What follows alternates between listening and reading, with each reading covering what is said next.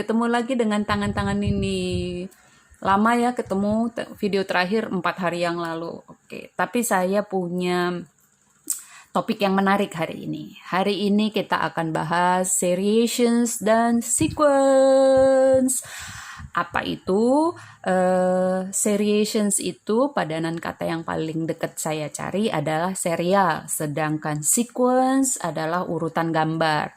Keduanya sama-sama urutan gambar sebenarnya. Cuman bedanya si seriations itu dia tidak bisa berdiri sendiri, dia harus berupa rangkaian, namanya serial. Serial itu kayak film yang kita nggak nonton nomor 1, kita nggak akan ngerti nomor 2 gitu.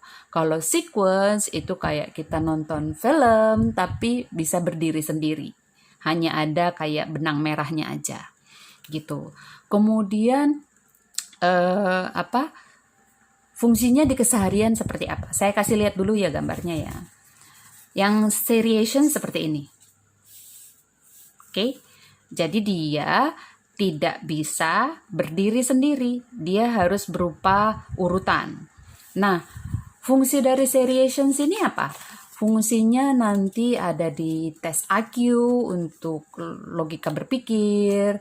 Ketika sebuah balok atau sebuah benda 3 dimensi diputer, anak itu tahu bentuk keseluruhannya seperti apa.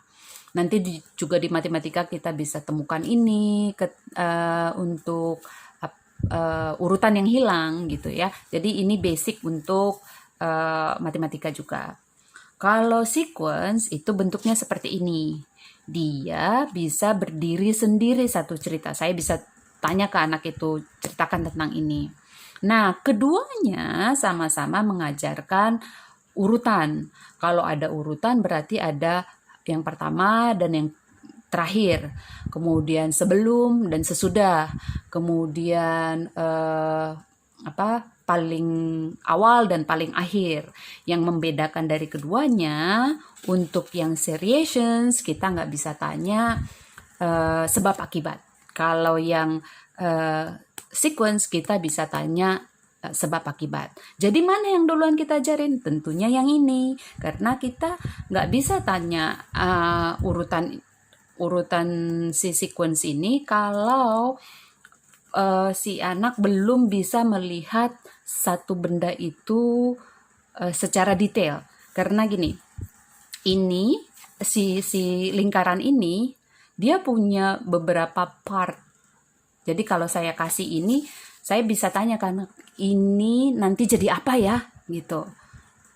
Dia punya predictions. Dia bisa bilang bola, dia bisa bilang balon, dia bisa bilang apa.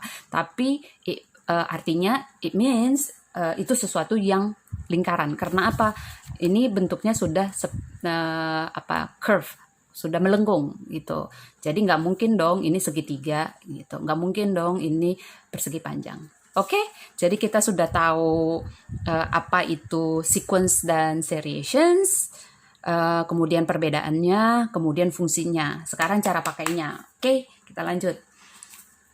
Untuk seriations, kita bisa pakai backward chain. Backward chain itu berarti kita pakai dari yang utuhnya dulu, baru kita minta anak menyusun ke sampai yang paling kecil.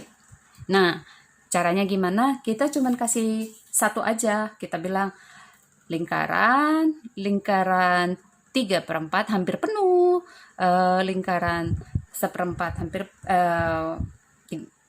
whatever ini ya. Sebenarnya nggak perlu kita kasih tahu 1/4 atau enggak.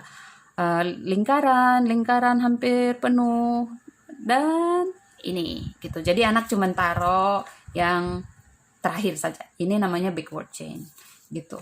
Atau kita balik, si anak bisa bikin seperti ini. Garis melengkung, setengah lengkungan, hampir penuh, lingkaran. Ya, jadi dia tahu bahwa si melengkung ini akan jadi lingkaran gitu. Jadi ini hanya mengajarkan bahwa detail dari sebuah gambar gitu. Contoh lainnya pohon gitu. Kita juga bisa bermain dengan ini. Kita bisa bilang, lihat, mama punya apa nih? Ada garis diagonal. Wow, ada 2. Kira-kira jadi apa ya? Nah, di sini kita bisa nih mulai tanya-tanya anaknya biar lebih seru, ya, biar lebih memancing dia membuat prediksi. Jadi apa ya? Jadi ikan, ini siripnya. Masa sih, coba ya. Apalagi kira-kira. Jadi pesawat, itu ekornya. Tada! Wah, ternyata jadi apa, Dek? Jadi pohon, iya. Nih, oke. Sekarang giliran adik yang susun ya, gitu.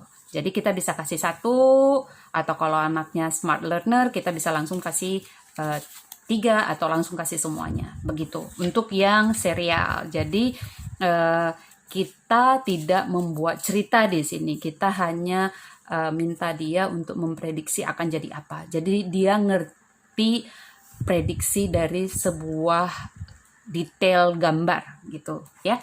Nah, untuk yang sequence teman-teman pasti sudah banyak yang tahu ya cara pakainya. Cara pakainya itu anak diminta untuk menyusun langsung. Kalau yang sudah jago, kalau yang belum bisa pakai backward chain. Oke. Ambil telur. Nyalakan kompor. Pecahkan telur dan goreng dan masak. Oke, ini sih yang cukup panjang ya, ada 5 gambar. Kalau yang backward change dari belakang, forward change dari depan. Kalau misalnya anaknya sudah selesai mengurutkan, kita minta dia menceritakan. Selesai dia menceritakan, kita bisa tanya, apa yang terjadi setelah ini? Apa yang terjadi sebelum ini? Kenapa dia ngambil telur? Kemudian kita juga bisa tanya, kenapa dia duduk di meja gitu, atau kenapa dia nyalain kompor. Macam-macam pertanyaan. Untuk sequence ini sebenarnya harus variatif ya, supaya si gambar ini tidak menjadi hafalan dan supaya anaknya lebih fleksibel memberikan beberapa jawaban dari setiap gambar. Jangan lupa kalau untuk yang sequence itu harus tetap role play, memegang peranan paling penting sehingga si anak memiliki kemampuan melakukan aktivitas di rumah dengan mengingat apa yang dia sudah pelajari. Oke, begitu saja, semoga bermanfaat. Bye-bye.